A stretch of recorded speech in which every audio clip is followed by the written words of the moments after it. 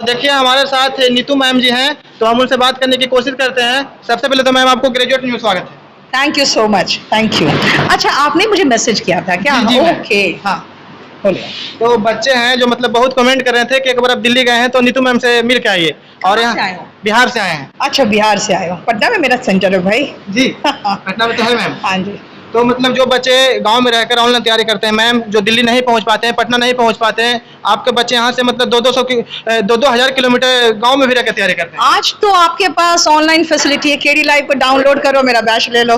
हाँ, देखो अब तो वो जमाना ही नहीं रहा ना कि आपको बहुत दूर जाना पड़ेगा, ऑनलाइन फैसिलिटी है। हाँ, ये है कि ऑफलाइन में एक रेगुलरिटी रहती है और जितना सिंसियरिटी बच्चे दिखाते हैं ऑफलाइन में, ऑनलाइन में आप खा रहे हैं, सो रहे हैं, पढ़ रहे हैं, तो वो सिंसियरिटी नहीं बनती। लेकिन फिर भी सिंसियर बच्चे गांव में रहे, ऑनलाइन पढ़े या ऑफलाइन पढ़े, अगर सिंसियर है तो रिजल्ट देंगे। तो जैसा कि कितने बच्चों का ये होता है मैम कि जैसे वो आर्थिक स्थिति उनको अच्छी नहीं होती है और गांव में रहकर तैयारी करते हैं, फिर भी वो सफल होते हैं अगर उन्हें पढ़ाने वाले टीचर अच्छे हों। देखिए, मैं एक बात बताऊं, जो गरीबी देखा है ना, वो रिजल्ट देता है, क्योंकि उनके पास कोई ऑप्शन नहीं होता है।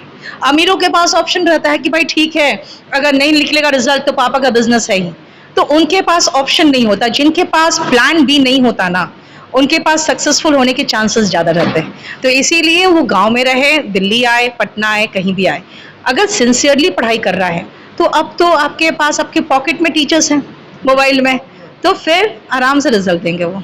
और मैम केडी कैंपस के बच्चे इतने कमेंट कर रहे थे कि वहाँ पे गए हैं तो मतलब केडी कैंपस के जितने भी टीचर हैं उनसे मिलने का कोशिश कीजिएगा। तो असल में मेरे स्टाफ ने कहा था, तो उन्होंने कहा अपने बच्चों को बता देना आपकी यहाँ क्या बोलना है। मैंने कहा मैं कुछ नहीं बोलूँगी, जो फर्स्ट हैंड कमेंट होगा, जो फ्रैंक कमेंट होगा, जो बच्चे अपना फीडबैक देंगे, बस वही रहेगा फीडबैक।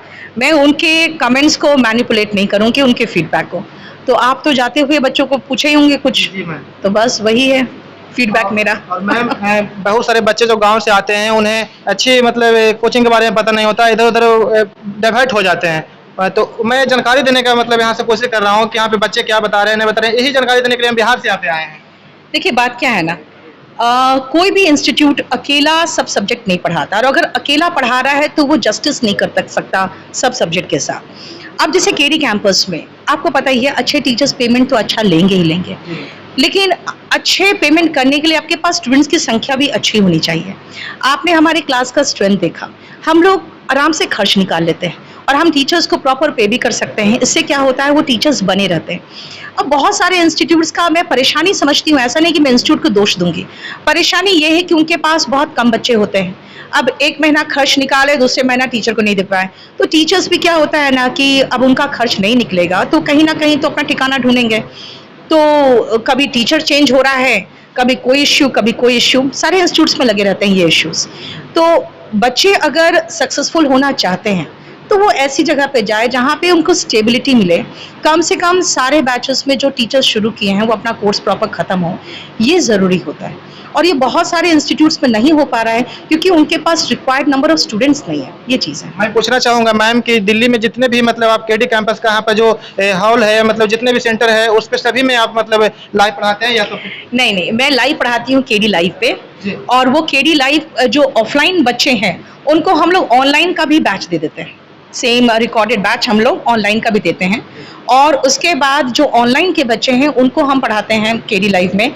हमारे जितने सेंटर्स ऑफलाइन वाले हैं, सब जगह पे टीचर्स जो गए हैं वो प्रॉपरली ट्रेन टीचर्स गए हैं। हमारे पास इनफैक्ट मैं कहती हूँ कोई 5 साल 7 साल ऐसे पुराने टीचर्स हैं, तो वो एक्सपीरियंस है। बच्चों में एक ललक होती है कि हम नीतू मैम से ही पढ़ेंगे, तो वो कहाँ पे आएंगे? और मुखर्जी नगर आएंगे, और यहाँ पे जो फाउंडेशन बैच है उनमें एडमिशन लेंगे।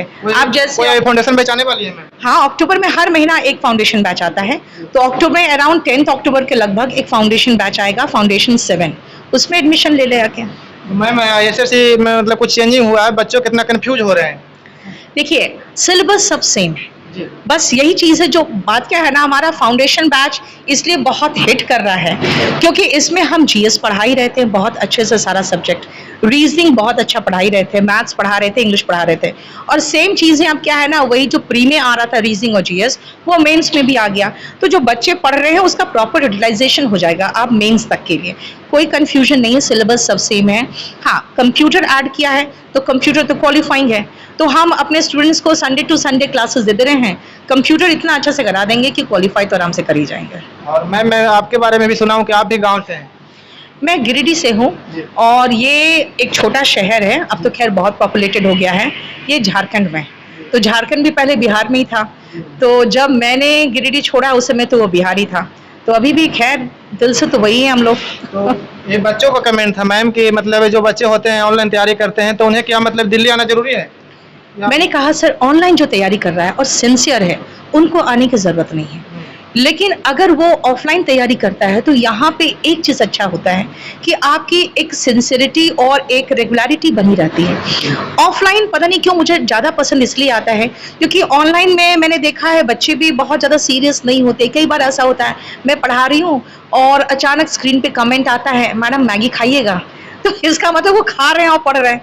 वो पढ़ाई, देखिए पढ़ाई हो या जैसे मैं अपना जब किताब लिखती हूँ, मैं मानती हूँ ये हमारे लिए पूजा के बराबर है, तो पूजा भी सिंसियरली करना चाहिए। हाँ, मैंने एक ही चीज़ कहा कि गरीब के बच्चे के पास प्लान भी नहीं होता है, रिजल्ट वो बहुत अच्छा देते हैं क्योंकि उनके पास कोई ऑप्शन नहीं होता। और मैं तो यही मानती हूँ आपके पास प्लान भी नहीं होना चाहिए, नहीं तो प्लान ए पर वर्क नहीं करोगे।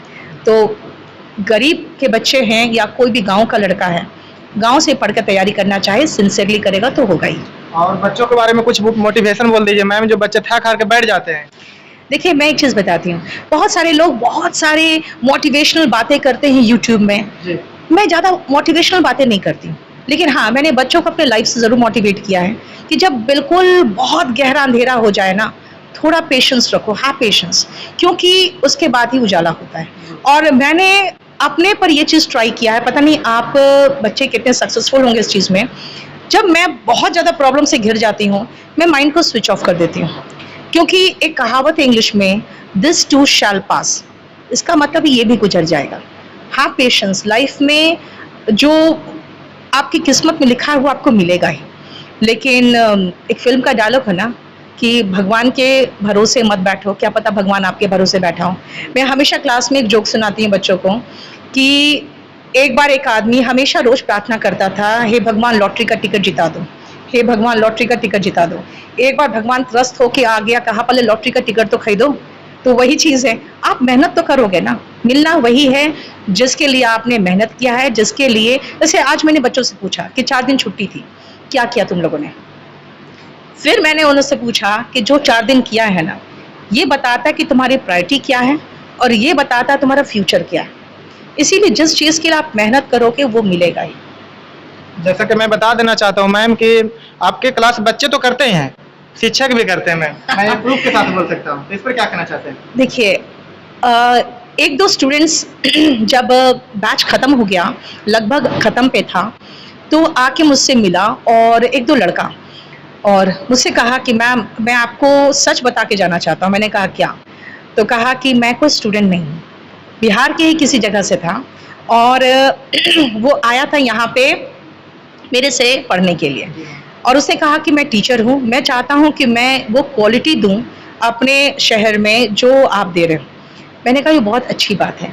तो अगर वो टीचर पढ़ के जा रहे हैं तो ये अच्छी बात इसीलिए है क्योंकि वो अब जो पढ़ाएगा वो ट्रायल एंड एरर से नहीं पढ़ाएगा, वो पढ़ाएगा जो पढ़ के गया है, तो कम से कम बच्चे उनके लिए गिनी पिग नहीं बनेंगे ना।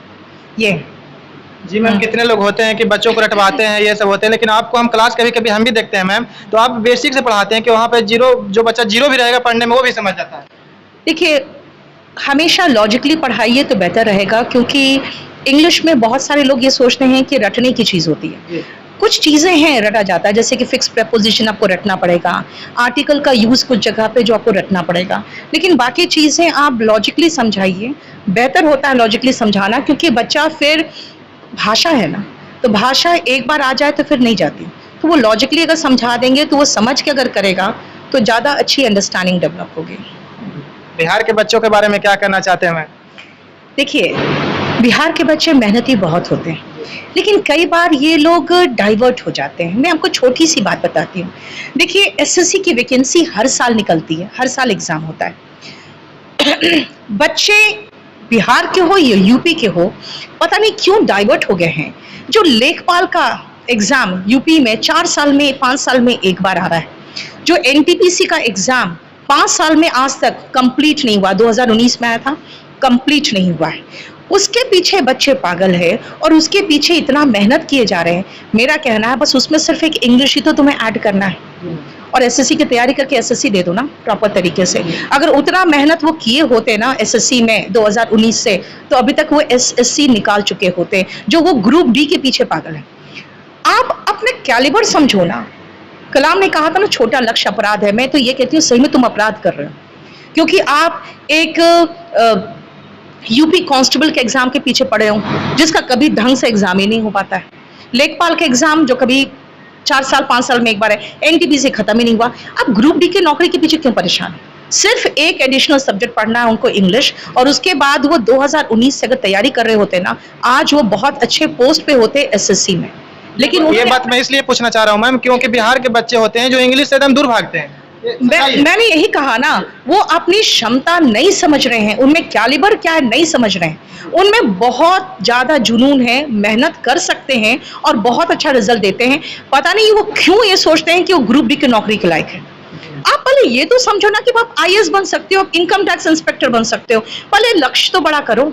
और 2019 वाले बच्चे सारे जितने अच्छे पढ़ने वाले बच्चे थे सब 2020-21 में लगते चले जा रहे हैं। क्यों? क्योंकि उनका जो टारगेट था वो एसएससी था, जो हर साल एग्जाम देता है। इस बार 20,000 वैकेंसी है और ये लोग किस चीज के पीछे पड़े हुए हैं? Group D. कोई नहीं है ऐसा नौकरी जिसके पीछे आप इतना परेशान हो रहे हो, वो भी इतना मेहनत करके, और जिसका प्रॉपर कोई कैलेंडर तक नहीं है। ये भी बात है ना। तो ठीक है मैम, ज़्यादा समय तो मैं नहीं लेना चाहूँगा और मैं बच्चों से ये बात कह देना चाहता हूँ कि मैम का कहने का मकसद ये है कि जो आप लोग हैं कि ग्रुप डी के पीछे जो पड़े रहते हैं, तो आप इंग्लिश को अगर ऐड कर लोगे तो आप बड़े बड़े एग्जाम भी निकाल सकते हैं। वॉल्यूम 1 पढ़ लो ना पहले बेटा, उसके बाद बाकी मैं देख लूंगी। और तैयारी करने का तरीका कुछ बता दीजिए बच्चों को। देखिए, आप जो जीएस पढ़ रहे हैं मोर देन सफिशिएंट, जो पढ़ चुके। मैथ्स रीजनिंग में जो पढ़ रहे हैं उससे ज्यादा कुछ नहीं है, बस थोड़ा सा एडवांस मैथ्स मुझे लगता है और थोड़ा देखना पड़ेगा उनको। और इंग्लिश एक पढ़ लो, उसके बाद एसएससी का एग्जाम देंगे। ये कहाँ ग्रुप डी और कहाँ इनकम टैक्स इंस्पेक्टर, ये तो समझो। मैं नालंदा से आया हूँ मैम, और नालंदा में आपको लगता है सेंटर नहीं है? नहीं, तो वहाँ पर कब सेंटर जा रहा है केडी कैंसर? देखिए अभी की जगह है। बात क्या है ना, हर जगह सेंटर खोलने का मतलब अब नहीं बनता। अब ऑनलाइन के जमाने में अगर बच्चा ऑफलाइन पढ़ना आना चाहता है, सीधा दिल्ली आइए, 7 से 8 महीने का अपना खर्चा पानी लेके आओ, उसके बाद किसी ना किसी एग्जाम में आपको तो निकलवा ही देंगे, ठीक है। बाकी अगर गाँव में हो, अपने घर में हो, ऑनलाइन पढ़िए केडी लाइव से। हम ईमानदारी से दोनों जगह पढ़ाते हैं। थोड़ा सा बच्चों को कमेंट था कि केडी लाइव से जितने शिक्षक हैं थोड़ा और मतलब शिक्षकों से मिलिएगा। देखिए, और शिक्षक आपको अभी मुझे लगता है ऑफिस में मिल जाएंगे 2-3, और वहाँ पे मानसी होगी, उसको कहिए टीचर्स को बुला लें, ठीक है ना। तो अभी बात करना चाहूँगा। ठीक है मैम से बात करके काफी अच्छा लगा। यहाँ पर बच्चों ने काफी अच्छा रिस्पॉन्स दिया। एक बार क्लासरूम दिखा दीजिए जहाँ से मैम ऑफलाइन पढ़ाते हैं। अभी तो बच्चे सब चले गए हैं क्योंकि समय लिया था, उस समय नहीं लिया था। अभी हम चला देंगे वो, मतलब जब बच्चे बैठे हुए थे वो मतलब चला देंगे वो वीडियो को।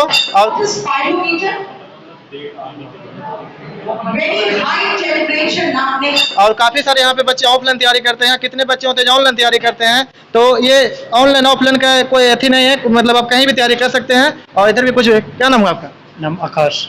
ऑफलाइन पढ़ते हैं आप? ऑफलाइन पढ़ते हैं। हाँ, तो कैसा लगता है मैम से पढ़ के? नहीं, बहुत अच्छा पढ़ाते हैं मैडम। मैं यही पढ़ने के लिए, इंग्लिश पढ़ने के लिए यहाँ दिल्ली आया हूँ। दिल्ली आए? हाँ, स्पेशल। ठीक है। तो मैम से बात करके काफ़ी अच्छा लगा और बच्चों ने काफ़ी अच्छा रिस्पांस दिया। आप लोगों का कमेंट था कि एक बार मैम से मिलिए, तो हम मिल लिए। और यहीं से देखिए मैम ऑफलाइन भी क्लास लेती हैं और बहुत लंबी हॉल है, आप देख सकते हैं कितनी लंबी हॉल है। और बच्चे तो अभी चले गए हैं। और ठीक है, हमारे साथ बने रहने के लिए धन्यवाद। मैं था आपके साथ प्रद्युमन यादव। जय हिंद।